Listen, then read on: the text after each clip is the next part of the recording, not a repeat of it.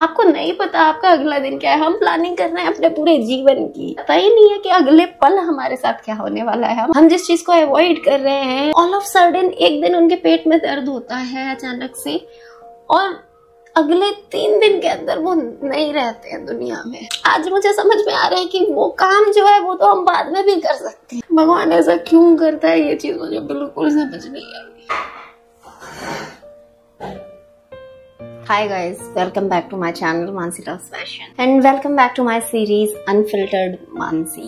आज का वीडियो इतना ज्यादा ऐसे एक्सपीरियंस के बारे में होने वाला है, एक ऐसी चीज के जिसको हम हमेशा इग्नोर करते हैं। हमेशा हम अपनी चीजों में बिजी रहते हैं और हम इन चीजों की वैल्यू नहीं कर पाते हैं। और I lost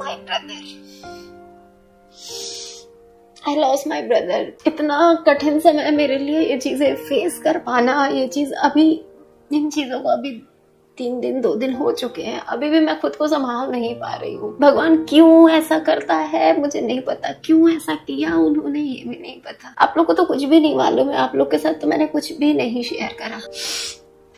क्या हुआ, कैसे हुआ, किसी चीज का कोई जवाब नहीं है। मेरे मौसी के लड़के हैं निखिल भैया, हम लोग बचपन से साथ रहे, बचपन से पूरा बचपन साथ बिताया है। एक दूसरे की शादी में हमेशा रहे, कभी कुछ रक्षाबंधन होता था हम लोग साथ में मिलते थे। अब सब कुछ इतना फैमिलियर, इतना क्लोज हम लोग थे, इतना ज्यादा क्लोज। और ऑल ऑफ सडन एक दिन उनके पेट में दर्द होता है अचानक से, और अगले 3 दिन के अंदर वो नहीं रहते हैं दुनिया में। उनकी वाइफ, मेरी भाभी, वेट कर रही है घर पे कि हम भैया आएंगे, फोन पे बात करेंगे, वापस लेके आएंगे हम उनको दिखाते हैं, हॉस्पिटल में दिखाते हैं, फिर उसके बाद उन्हें दिल्ली लेके आते हैं, उन्हें दिल्ली में भी दिखाते हैं। लेकिन 3 दिन बाद जब उन्हें ये खबर सुनाने का समय होता है कि हम भैया को लेके आ रहे हैं, भैया ठीक हो गए, उस समय हम उन्हें ये खबर सुनाते हैं कि भैया नहीं रहे, भैया चले गए। मुझे ये चीज बिल्कुल कभी भी मैं एक्सेप्ट नहीं कर पा रही हूँ कि भगवान ऐसा कैसे कर सकता है, जिसकी वाइफ प्रेग्नेंट है, कुछ दिन में डिलीवरी होने वाली है।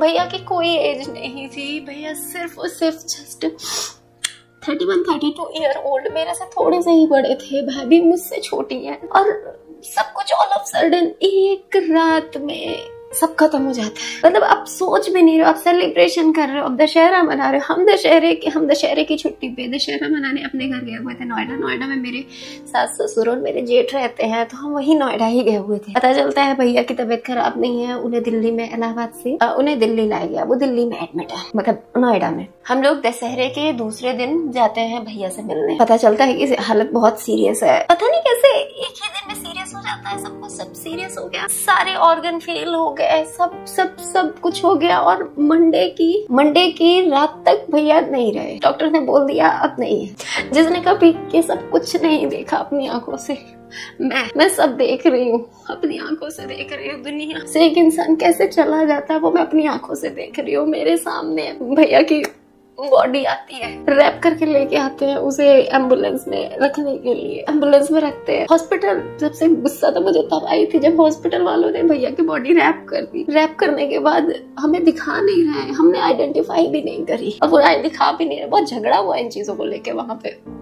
तब उन्होंने खोल के दिखाया, फिर उन्होंने फ्रीजर में रखा, फिर वो पूरी एम्बुलेंस और पीछे से कार में मैं, मौसी, हम लोग आए। पूरी रास्ते मैंने मौसी को संभाला है, पूरी रास्ते 12 घंटे की जर्नी थी नोएडा से इलाहाबाद की। पूरा रास्ते भर मैंने मौसी को रोते देखा है, मौसी को पूरे रास्ते संभाला है। उसके बाद उनको इलाहाबाद पहुंचे भाभी को हम लोगों ने कुछ नहीं बताया था, क्योंकि भाभी यहाँ पे अकेली थी, इलाहाबाद में कोई था नहीं उनके साथ ज्यादा, उनकी फैमिली वाले थे। सिचुएशन कैसे संभालते, प्रेग्नेंट है वो, 9 मंथ की, चीजें थी, दिक्कत थी। और उनको फिर बताने के बाद, उनको 1 घंटे पहले बताया, जब पहुंचने वाले थे 12 घंटे की जर्नी करने के बाद उनको 1 घंटे पहले बताया गया कि हम लोग पहुंचने वाले हैं, तब 1 घंटे पहले बता दो ताकि उन्हें संभाला जा सके। आए, मिले भाभी से, उनकी हालत देख के मेरे से शब्द नहीं निकल रहा, मैं बोलूं क्या। एक वो लड़की जिसकी 2.5 साल हुए सिर्फ शादी को, और जो 9 मंथ प्रेग्नेंट है, जिसका अभी बेबी शावर हुआ है। भैया ने खुद से डेकोरेट करा, सब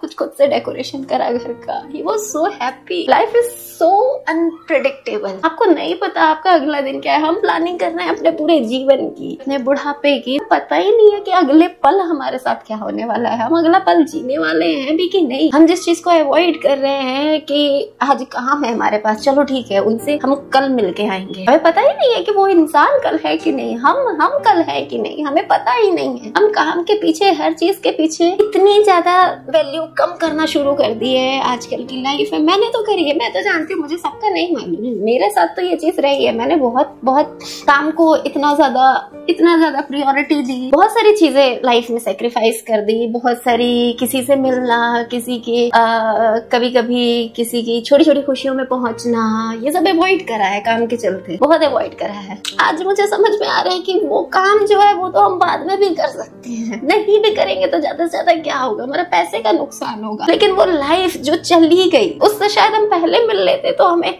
इतना तकलीफ नहीं होती कि हम मिले नहीं, ये समय था, उन्होंने बुलाया था, या अपने अपनों के साथ समय नहीं बिताते हैं, काम में बिजी रह जाते हैं, अपने माँ बाप, अपने भाई बहनों, अपनी चीजों से दूर रहते हैं, इतना ज्यादा समय से मिल नहीं पाते हैं। और जब वो चले जाते हैं तब हम अपने आप को कोसते हैं कि वो चले गए। वैसे तो भैया की कोई एज नहीं थी जाने की, ये कोई एज ना, ये एज है ना ये समय है जाने का। जिस समय परिवार को उनकी सबसे ज्यादा जरूरत थी उस समय भगवान ने उन्हें हमसे छीन लिया।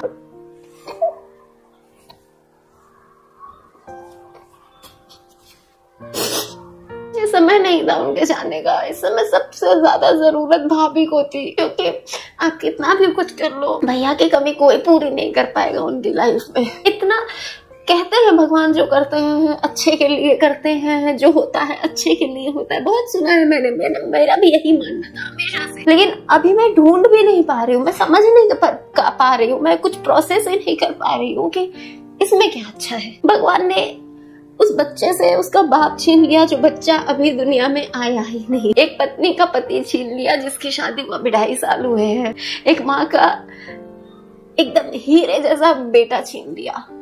भैया का नेचर इतना अच्छा, मैंने कभी ऐसे नेचर का इंसान नहीं देखा दुनिया में जो नेगेटिव सिचुएशंस को हंसते हंसते हैंडल करे, हमेशा हर किसी के लिए अवेलेबल रहना, हर किसी को भी राय मशवरा देना तो एकदम सही देना, कभी किसी के साथ कभी नहीं, मतलब कोई उनसे मिलेगा तो बस ये कहता कि यार ये बंदा बहुत सही है, ऐसा। कानों में ना उनकी आवाजें गूंज रही हैं मेरे, किस तरीके से वो हम लोग को बुलाते थे, हम लोग बैठ के मस्ती करते थे, बचपन में खूब खेला, इतना खेला, मुझे जब से याद है हम लोग जब से छोटे थे साथ में खेला करते थे, गर्मी की छुट्टियों में खूब खेला।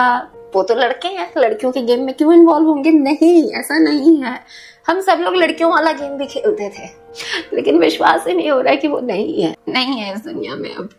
भगवान ऐसा क्यों करते हैं, मुझे इस चीज का जवाब भी नहीं है। भगवान थोड़ा सा समय दे देते, भगवान इतना समय दे देते कि उनका बच्चा हो जाता, वो अपने बच्चे को गोद में ले लेते, बच्चा अपने बाप की शक्ल देख लेता, वो अपने बच्चे की शक्ल देख लेते।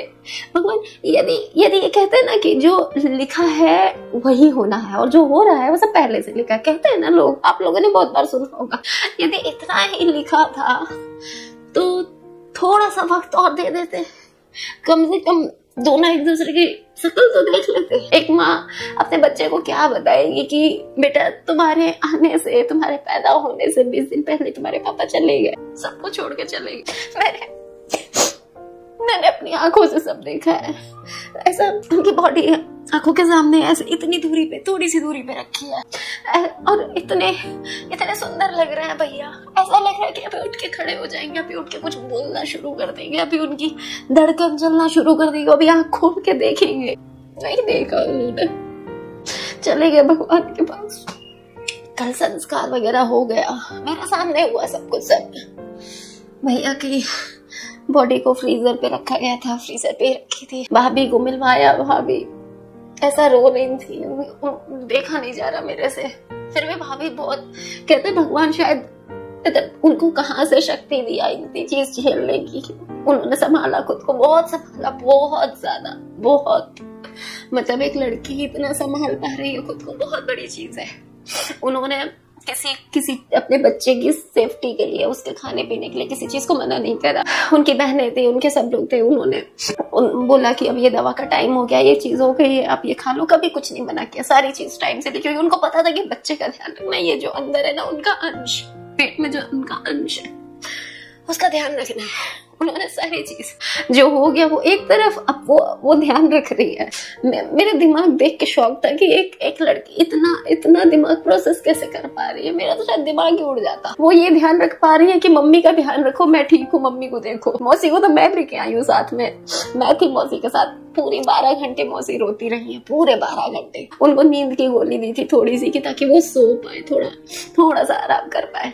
उनके लिए सब खत्म हो गया, सब खत्म हो गया। उनका बड़ा बेटा चला गया, सब खत्म हो गया सब।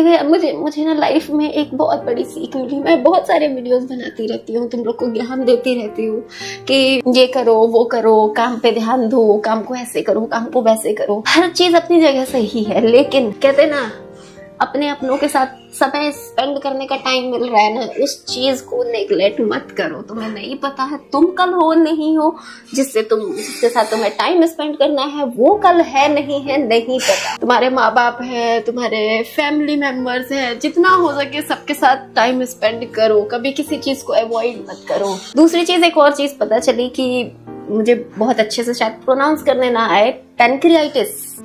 अब जो पैनक्रियाज होता है ना, वो बहुत डेंजरस चीज है। वो यदि आपकी थोड़ी सी भी खराब हुई या दिक्कत हुई या कुछ हुई ना, तो आपकी लाइफ खत्म है।